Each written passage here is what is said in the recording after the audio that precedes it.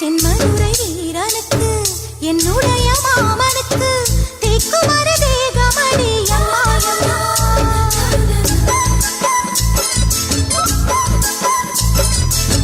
மாமன் பெற்ற பெண்ணுனக்கு மையெழுதும் கண் எதுக்கு என்னை வந்து கொல்லுதடி அம்மா அம்மா